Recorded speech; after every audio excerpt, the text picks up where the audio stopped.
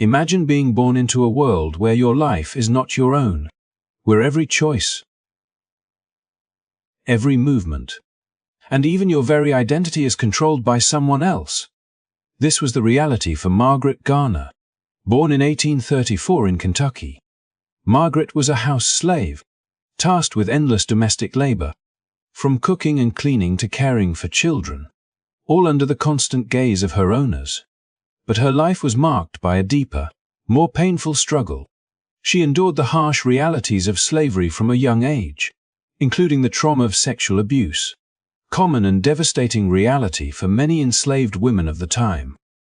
Historical accounts suggest that her own father may have been her owner, a grim reminder of the cruel power dynamics that defined her world. Despite these unimaginable circumstances, Margaret grew up with a quiet strength.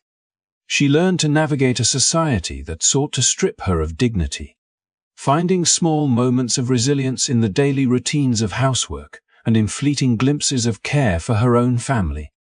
Every task she performed, every interaction with her masters, carried with it the weight of survival and the silent, constant hope for freedom that seemed just out of reach, but which burned brightly in her heart. Margaret's story is not just a tale of suffering. It is a story of courage, of a spirit that refused to be broken. From an early age, she witnessed the injustices of slavery firsthand, shaping her understanding of the world and her place within it. She saw the separation of families, the exploitation of women, and the systemic oppression that left no room for personal choice or safety. These experiences would later define the choices she made and the lengths she would go to protect those she loved. As we explore Margaret's journey, we are not only looking back at history, we are also confronted with the profound moral questions her life raises. How far would a parent go to protect their children from harm? What does courage look like in a world designed to strip you of it? Margaret's life challenges us to reflect on human resilience, the power of hope, and the enduring quest for freedom. Her story has inspired generations, serving as a powerful reminder of the personal cost of oppression and the extraordinary strength of those who endure it. By sharing Margaret's journey, we honor her legacy and keep alive the memory of countless individuals whose voices history often overlooked. If you want to witness a story that captures the heart, challenges the mind, and inspires the soul, stay with us. Make sure to like this video, subscribe to our channel, and hit the notification bell so you never miss a story that brings history to life. Margaret Garner's tale is one you will not forget, a story that teaches, moves, and stays with you long after the video ends. As Margaret grew into adulthood, her life remained defined by the harsh realities of slavery, a world in which personal autonomy was a luxury denied to those born into bondage. In the midst of this oppressive environment, she found a semblance of companionship and partnership when she married Robert Garner, a fellow enslaved man who shared not only her struggles but also her yearning for freedom. Their union, though born into a system designed to strip them of agency, became a source of strength, a fragile sanctuary in a life otherwise dictated by the whims of their owners. Together, they dreamed of a life beyond the confines of the plantation, a life where they could exist as parents rather than property. Yet the weight of systemic injustice hung over them like a shadow that could not be lifted. The early years of their marriage were marked by the arrival of their first child, Thomas, whose birth should have been a moment of joy, yet it existed against the backdrop of uncertainty and fear, a constant reminder that their lives and the lives of their children were never entirely their own. Margaret's subsequent children Samuel, Mary, and Priscilla arrived under circumstances that underscored the complex and often tragic realities of enslaved families. The timing of these births, coupled with their lighter skin, suggested that some of Margaret's children may have been fathered by her owner, a chilling testament to the pervasive abuse that enslaved women endured.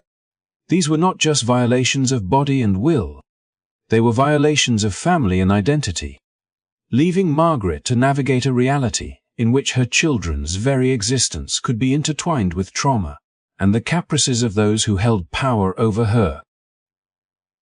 Despite this, Margaret's role as a mother was fierce and unyielding. She sought to protect her children from the physical and psychological harms that permeated their daily lives, knowing all too well the dangers that awaited them both on and beyond the plantation. Each day was a careful negotiation of survival, a balance between obedience demanded by their owners and the subtle assertions of humanity, and care she could manage within the constraints of slavery. Her maternal instincts were amplified by the knowledge that, for enslaved women, the safety of children was never guaranteed. Every moment was shadowed by the possibility of separation, sale, or violence. Margaret's vigilance extended to her husband as well, recognizing that Robert, like her, faced relentless pressures and dehumanization, and that their collective resilience depended on both protecting each other and navigating the perilous world around them. The story of Margaret and Robert Garner is inseparable from the broader narrative of enslaved families, whose bonds were tested not only by the physical demands of labor, but also by the legal and social structures that treated them as property rather than human beings. The compounded abuse she faced as a woman subjected to sexual violence, denied agency over her own life, and burdened with the responsibility of safeguarding her children in a system that sought to strip them of their identity illuminates the unique intersection of oppression that enslaved women endured. Margaret's life illustrates how slavery was not merely a condition of labor, but a comprehensive system of control, designed to dictate every aspect of existence, from personal relationships to the fates of children yet unborn. Within these constraints, Margaret's resolve became a defining feature of her character. She nurtured her children with a fierce determination, imparting lessons of resilience and, in her own way, instilling hope for a freedom she could not yet claim. Her partnership with Robert was both practical and deeply human. Together, they shared the emotional labor of survival and the quiet courage of living under constant surveillance and threat. Their love and commitment were acts of defiance against a system that sought to reduce every bond to transactional obligation. And their efforts to protect their family foreshadowed the extraordinary decisions Margaret would later face in her pursuit of liberation. As the seasons passed on the Maplewood plantation, the pressures of enslavement intensified. Margaret and Robert, like many enslaved couples, became acutely aware that freedom could only be attained through extraordinary measures, and that the preservation of family might require unimaginable sacrifices. The shadows of past abuses, combined with the looming threat of separation or sale, created an environment in which every decision carried weighty consequences, where the instinct to safeguard one's children could lead to morally and emotionally complex choices. It was within this crucible of oppression, love, and maternal devotion that Margaret's character and fortitude were fully forged, laying the groundwork for the desperate, courageous actions that would come to define her legacy. Through this lens, Margaret Garner's early family life is not simply a chapter of hardship. It is a testament to the resilience of the human spirit under the most extreme conditions. Her experience illuminates the entangled layers of vulnerability and strength that enslaved women navigated, and it underscores the enduring struggle to assert agency and protect one's loved ones in a society designed to deny both.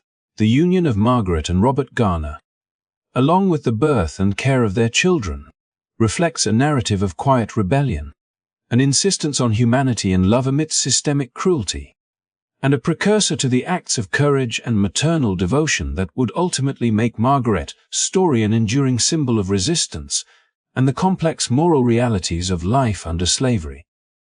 As the bitter winter of 1856 settled over Kentucky, the frozen Ohio River presented both an obstacle and a rare opportunity, a glimmer of hope for those whose lives had been constrained by the chains of slavery for far too long.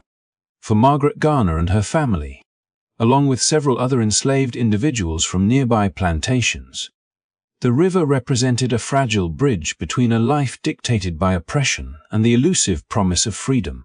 The nights were long and frigid, with the snow crunching beneath every footstep, and yet the chill in the air could not diminish the fire of determination that burned within their hearts. Months of planning, whispered conversations, and stolen glances toward the distant northern horizon culminated in a night when the risk of staying was greater than the peril of flight. The party of 17, a mixture of men, women, and children, knew that each step toward the river was fraught with danger.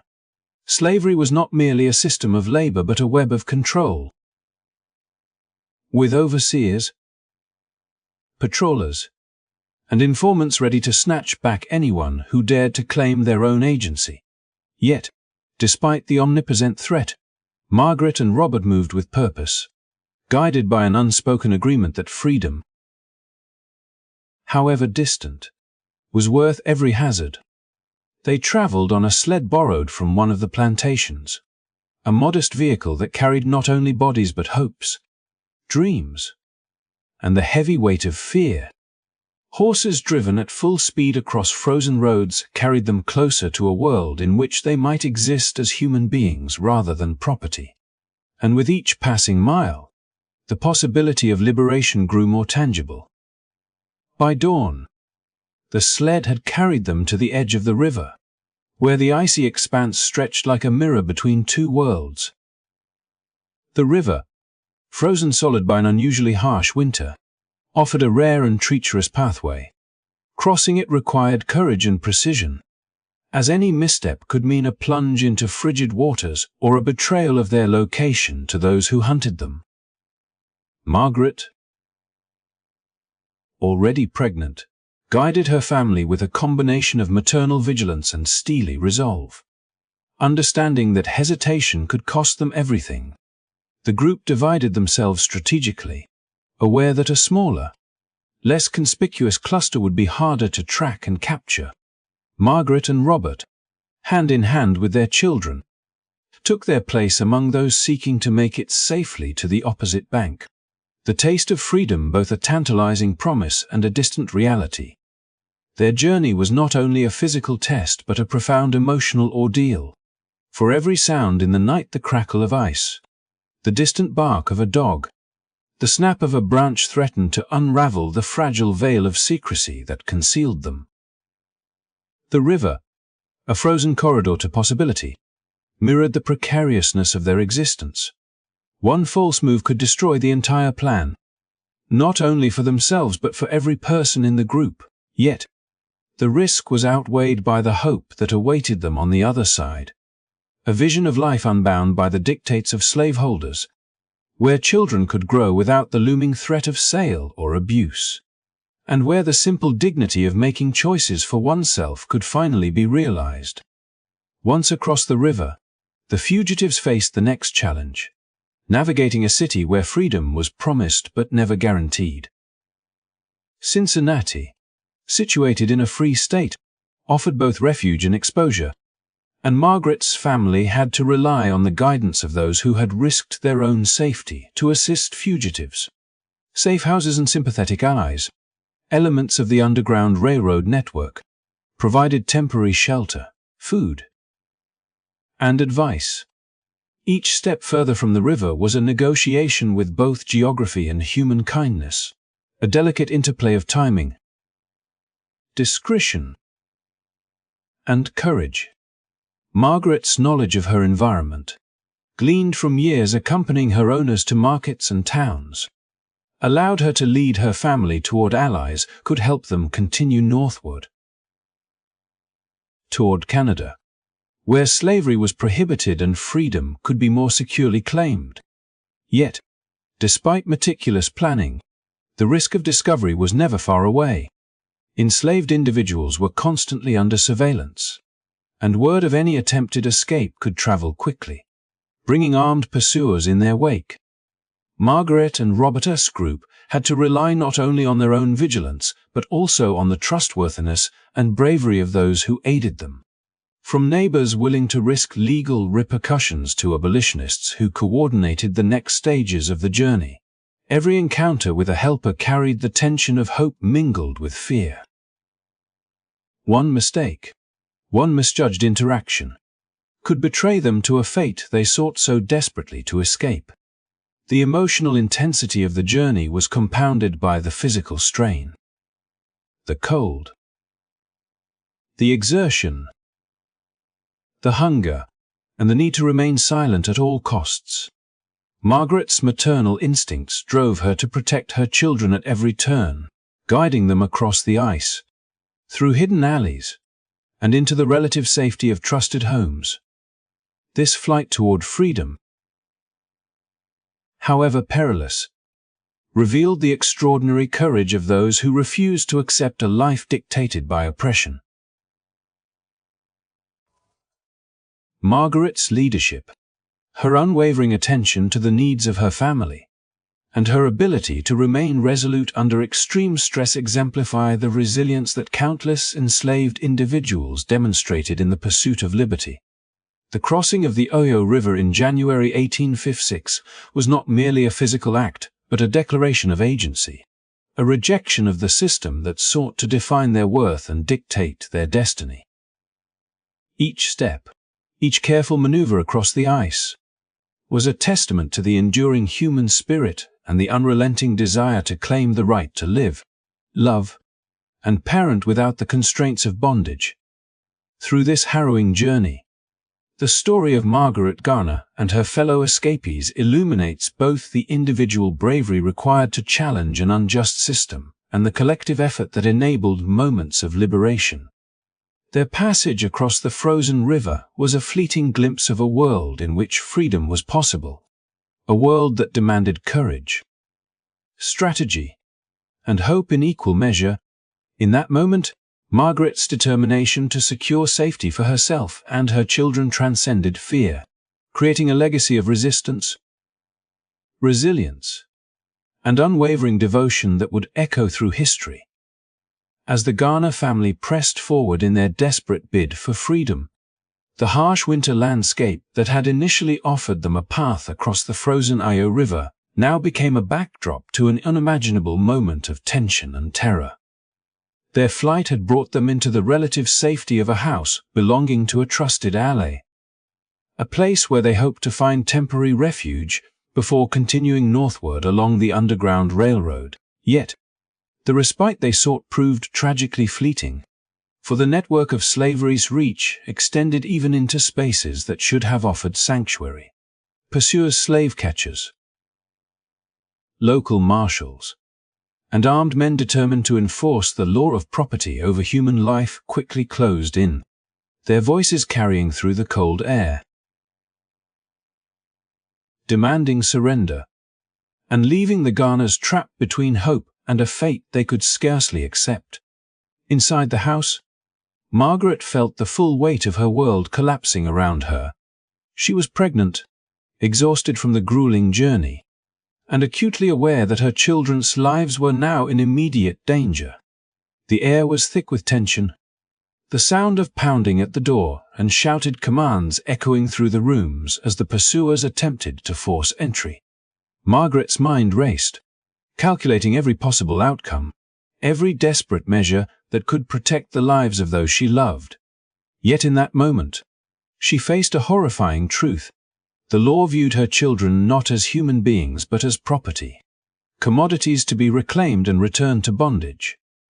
The notion that her children could be torn from her, subjected to the same cruelty she had endured, and denied the right to even exist as free individuals was unbearable.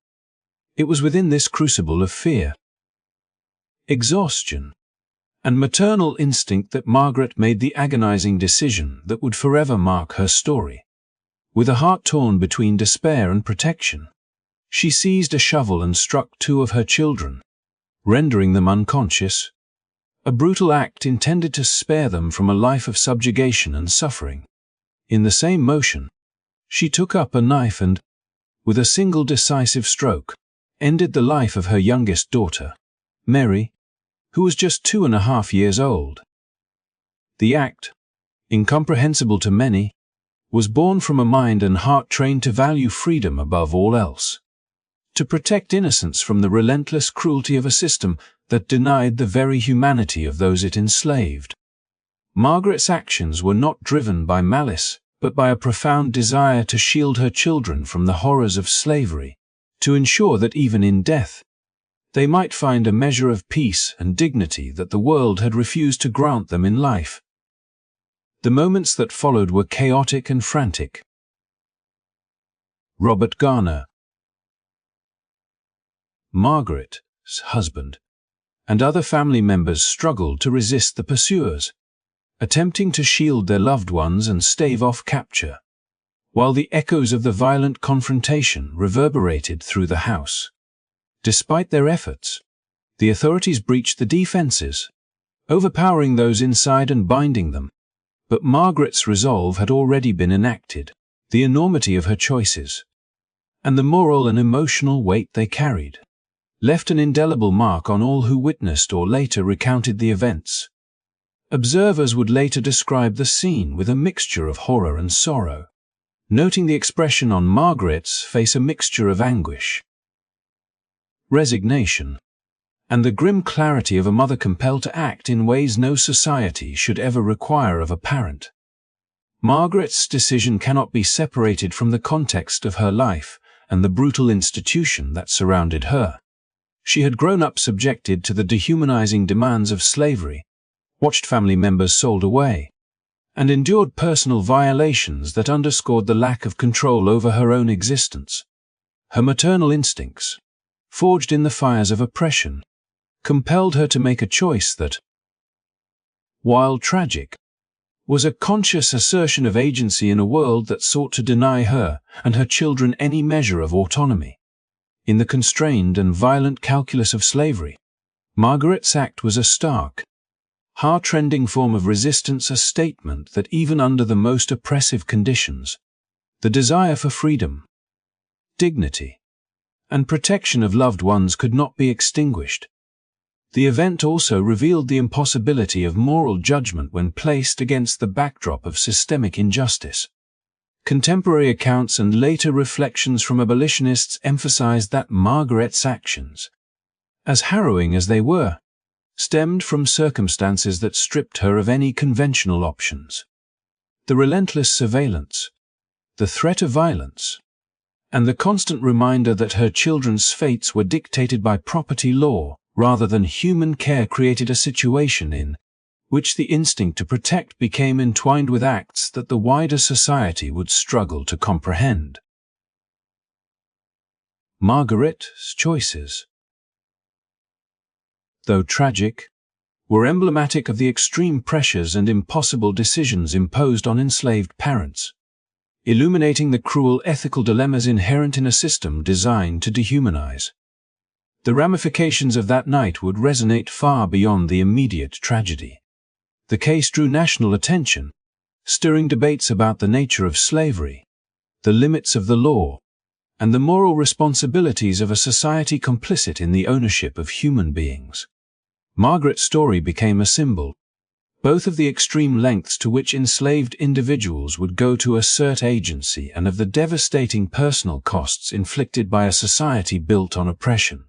The death of Mary and the near-fatal harm to her siblings highlighted the compounded vulnerabilities faced by children born into slavery, especially those whose very existence underscored the abuses and injustices of the system, such as being of mixed race and the resultant attention from slaveholders. Even as the Garners were taken into custody and subjected to the ensuing legal battles, the memory of that night, the desperate flight, the confrontation with pursuers, and Margaret's heart-rending decisions remained a powerful testament to the extremities of maternal love under slavery, a story that would be recounted by historians, abolitionists, and writers for generations. It was a moment that crystallized the intersection of oppression, courage, and moral complexity, and it challenged all who learned of it to grapple with the human dimensions of slavery beyond the statistics, beyond the abstract debates, and into the intimate, excruciating reality of families struggling to survive within a system designed to deny them life, liberty, and the right to protect those they loved. Through this lens, Margaret Garner's act, though tragic, becomes inseparable from the broader narrative of resistance and survival, a stark illustration of the unimaginable moral choices imposed upon enslaved individuals, and a haunting reminder of the cost of oppression on the most fundamental bonds of family and humanity. The aftermath of the tragic confrontation at Elijah Kite's house thrust Margaret Garner into a national spotlight.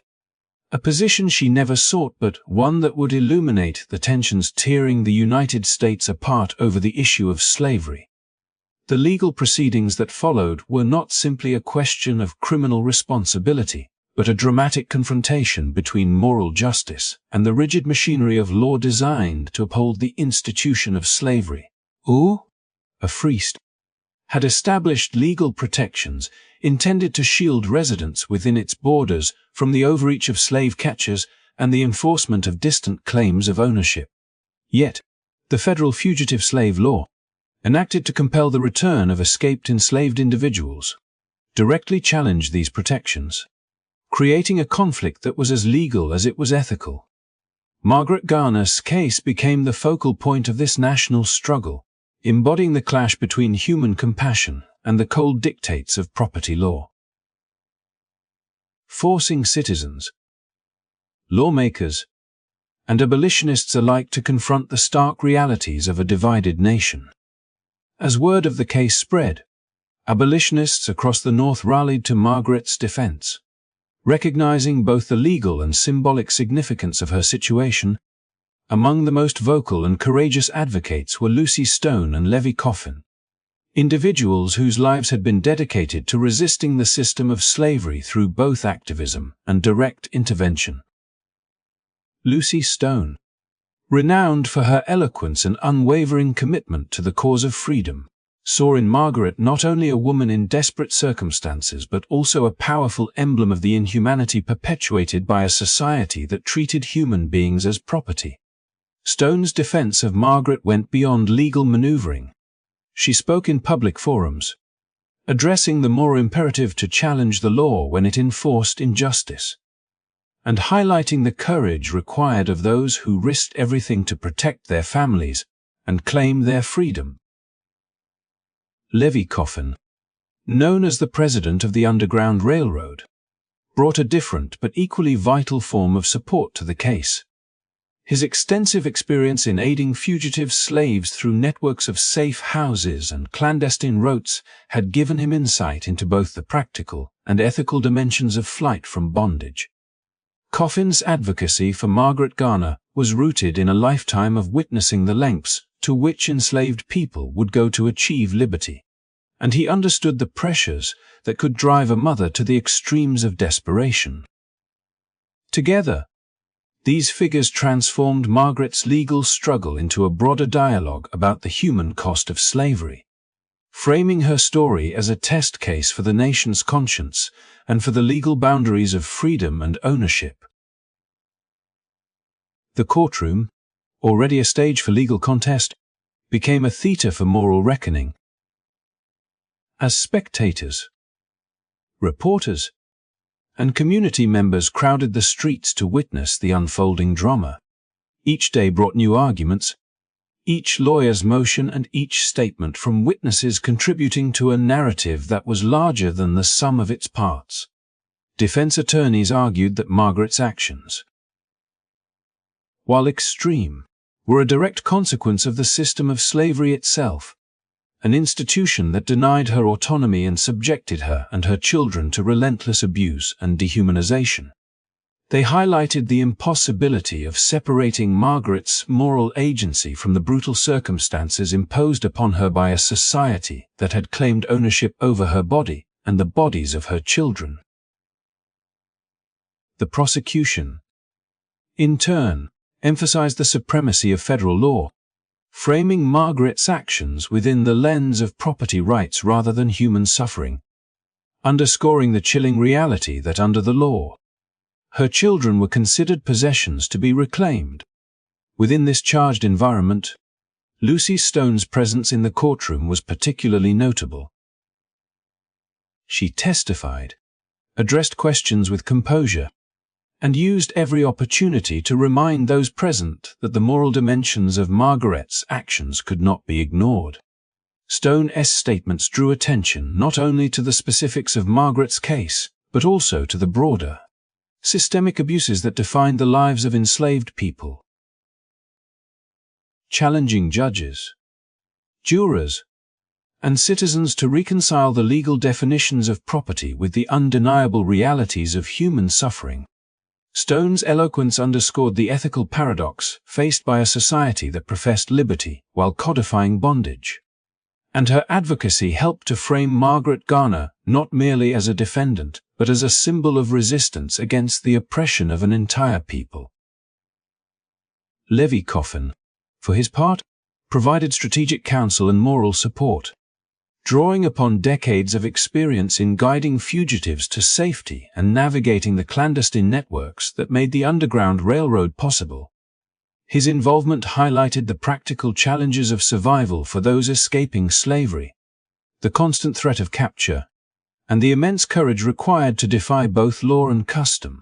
Coffin's testimony and presence served as a reminder that Margaret's desperate actions, horrific though they were, emerged from a context in which conventional moral and legal frameworks could not adequately account for the extremities of human suffering under slavery.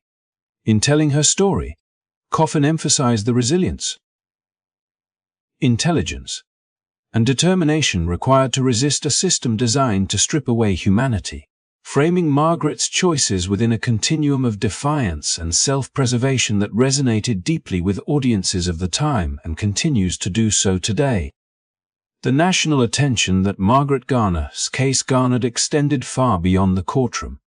Newspapers chronicled each hearing, citizens debated the ethical and legal implications, and abolitionist societies used the case to rally support for the anti-slavery cause.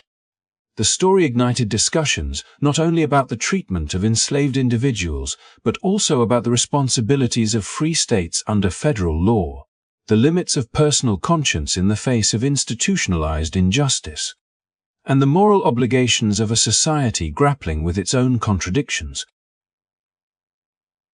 Margaret's plight, framed through the efforts of advocates like Stone and Coffin, became a catalyst for dialogue, reflection, and activism, forcing a nation to confront the human consequences of slavery in a way that legal texts alone could never capture. Through these events, the narrative of Margaret Garner evolved from a singular act of desperation into a symbol of resistance, an enduring testament to the moral complexity of slavery and the extraordinary courage required to challenge it. Her story illuminated the chasm between legal codification and ethical responsibility, highlighting the tension between a society that claimed liberty as a foundational principle and one that simultaneously perpetuated human bondage. The actions of abolitionists, both in the courtroom and beyond, demonstrated the power of advocacy and the importance of bearing witness to injustice, reinforcing the notion that history is shaped not only by the laws that govern, but also by the people who dare to confront them with conscience, courage, and compassion. In the end, Margaret Garner's case stands as a pivotal moment in the history of American slavery, illustrating the collision of law, morality, and human desperation, and cementing her story as a touchstone for understanding the profound injustices of her time and the unwavering bravery of those who resisted them. Despite the impassioned appeals and tireless advocacy by abolitionists and moral voices across the nation, the machinery of law proved relentless, and Margaret Garner, along with her surviving children and husband, was ultimately returned to the cruel confines of slavery. The legal arguments, the eloquence of Lucy Stone, and the strategic counsel of Levi Coffin were unable to overcome the rigid application of federal statutes that prioritized property over personhood, reducing the lives of human beings to the status of commodities to be retrieved, controlled, and punished according to the dictates of owners and the courts. Margaret's return to bondage was not merely a personal tragedy. It symbolized the profound tension between morality and law, the inescapable reality that in a society structured to uphold slavery, acts of resistance, even those rooted in the most human instincts of love and protection, could be criminalized, condemned, and erased from justice consideration. The journey northward, the fleeting hope of sanctuary, and the terrifying moments in the house of Elijah Kite had already left indelible scars upon her spirit. Yet she faced yet another chapter of confinement, surveillance, and the perpetual threat of dehumanization, as her life was dictated by the whims of others who claimed dominion over her very body and soul. In the months that followed her return, Margaret's existence became a quiet, painful endurance of circumstances that left little room for agency or dignity. She was moved between plantations, transferred under the watchful eyes of owners and overseers who were keen to prevent any further acts of defiance, ensuring that the fragile hope she had once clung to could not take root again. The relentless control of her movements, the constant imposition of labor, and the omnipresent threat of violence were a daily reminder of the impossibility of freedom under slavery. Each day a reiteration of the system's power to confine not only bodies but aspirations, dreams, and the most intimate expressions of human care and love. It was within this constrained existence that Margaret endured her final years, living in constant tension between the remnants of hope that had carried her through the Io River escape attempt and the stark reality that each day could bring punishment, loss, or further separation from her family. The shadow of disease, a common companion in the crowded, unsanitary, and overworked conditions of the plantations, eventually claimed her. In 1858, only 2 years after her desperate bid for freedom, Margaret succumbed to typhoid fever, an illness that swept through enslaved communities with devastating speed and lethality. Her death was not sudden in the sense of accident, but a culmination of years of hardship, physical exploitation, emotional trauma, and the constant threats imposed by a system designed to deny her autonomy and humanity. Typhoid, like so many illnesses of the time, disproportionately affected those living under conditions of deprivation. Inadequate nutrition, and relentless labor, making Margaret's passing emblematic of the broader vulnerabilities imposed upon enslaved populations.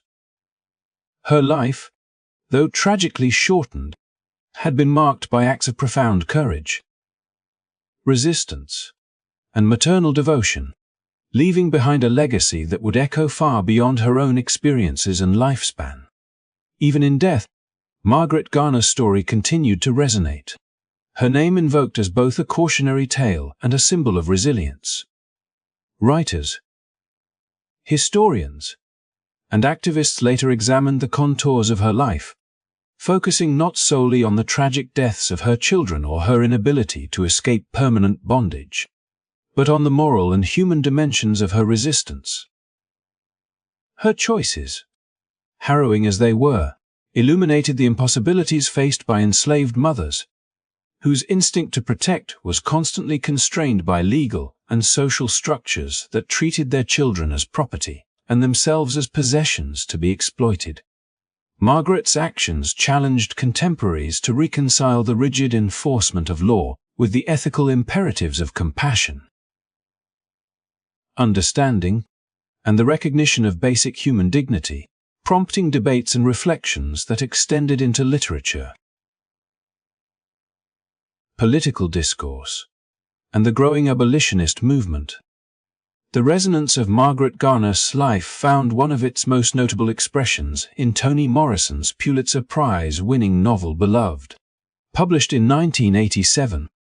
Which drew deeply upon the historical narrative of Margaret's experiences to explore themes of trauma, memory, and the enduring scars of slavery. Morrison's work, and the subsequent film adaptation starring Oprah Winfrey, served to immortalize Margaret's story, transforming it from a historical account into a cultural touchstone that engaged audiences with the emotional and psychological complexities of slavery. Through these creative interpretations, the events of Margaret's life, the escape attempt, the confrontation with pursuers, the tragic deaths of her children, and the ultimate return to bondage were reframed as not only historical occurrences, but as profound explorations of human endurance, moral complexity, and the relentless quest for freedom under the harshest of circumstances. Margaret Garner's death, while marking the physical conclusion of her life, did not signify the end of her influence or the lessons her experiences imparted. Her story became a lens through which future generations could examine the systemic injustices of slavery, the moral dilemmas imposed upon those living within oppressive systems, and the extraordinary courage required to assert humanity in the face of overwhelming oppression. The narrative of her life, her maternal sacrifice, her defiance, her ultimate inability to escape bondage remains a powerful reminder of the stakes of freedom, the costs of systemic cruelty, and the enduring need for empathy, justice, and moral vigilance in societies that too often privilege law or custom over the inherent dignity of individuals. Even today, the legacy of Margaret Garner resonates as an enduring testament to the courage and desperation that defined the lives of countless enslaved people, highlighting the unimaginable choices forced upon them and the profound human spirit that sought freedom, dignity, and protection for loved ones at any cost. Her life, though tragically brief, serves as a historical and moral touchstone, urging reflection on the past while inspiring continued advocacy for justice, human rights, and the acknowledgement of the enduring strength of those who resisted oppression in the face of impossible odds. Margaret's story teaches that acts of courage and love, even when shrouded in tragedy, carry the power to challenge injustice, to awaken conscience, and to shape the understanding of humanity for generations to come. As we draw the story of Margaret Garner to a close, it is essential to recognize the enduring power of her life and the extraordinary, painful choices she made in the face of unimaginable oppression. Margaret's story is not just a historical anecdote. It is a profound reflection of the human spirit tested by the brutality of slavery, a window into the moral and emotional struggles that countless enslaved mothers endured when confronted with the impossible task of protecting their children from lives defined by bondage. Her actions, terrifying and heartbreaking as they were, cannot be understood outside the context of the relentless, dehumanizing institution that sought to strip her of agency, family, and hope. In every desperate act, we see the raw intersection of maternal love, moral conviction, and survival instinct, a combination that reveals the extraordinary stakes enslaved people faced when seeking freedom in a society that regarded them as property rather than human beings. The legacy of Margaret Garner reached far beyond her lifetime, touching the conscience of a nation and inspiring generations of writers, artists, and activists to explore the human cost of slavery. Among the most notable tributes to her story is Toni Morrison's Beloved, a Pulitzer Prize-winning novel that reimagines Margaret's experiences while exploring the profound psychological scars imposed by slavery. Morrison's work gives voice to the silenced pain of enslaved mothers, the anguish of separation, and the relentless weight of fear and oppression that shaped every choice in their lives. In Beloved, the tragic events of Margaret's life are transformed into a powerful narrative that challenges readers to grapple with the emotional and moral complexities of slavery, forcing an acknowledgement of how deeply systems of oppression can shape human behavior, family bonds, and the very meaning of freedom. Through Morrison's artistry, the story of Margaret Garner transcends history and becomes a universal meditation on courage, love, and the cost of injustice, reminding us that the consequences of slavery extend far beyond physical captivity to affect the hearts, minds, and moral frameworks of all who lived under its shadow. Beyond literature, Margaret Garner's story serves as a reminder of the enduring struggle for human dignity and the capacity for resistance even under the most harrowing conditions. Her courage, though expressed in tragic and extreme forms, exemplifies the lengths to which a person will go to protect those they love and to assert agency in a world designed to deny it. It also raises vital questions about the role of law, morality, and society. When legal systems fail to protect the vulnerable, when property is valued over human life, and when social structures enforce oppression, how should conscience respond? Margaret's choices force us to confront these uncomfortable questions and to recognize the courage required to act ethically in situations where every option is constrained by injustice. Her story is a testament to the enduring complexity of moral decision-making under extreme circumstances, and it challenges us to consider our own responsibilities in the face of inequality, oppression, and suffering in our communities today. As we reflect on her life, it becomes clear that Margaret Garner's legacy is not merely the tragedy of a single family, but a symbol of resistance, resilience, and the universal yearning for freedom and dignity. The attention her case received during her lifetime helped illuminate the stark contradictions of American society in the mid-19th century, a society that proclaimed liberty while perpetuating bondage, that valued law over justice, and that demanded complicity in the dehumanization of fellow human beings.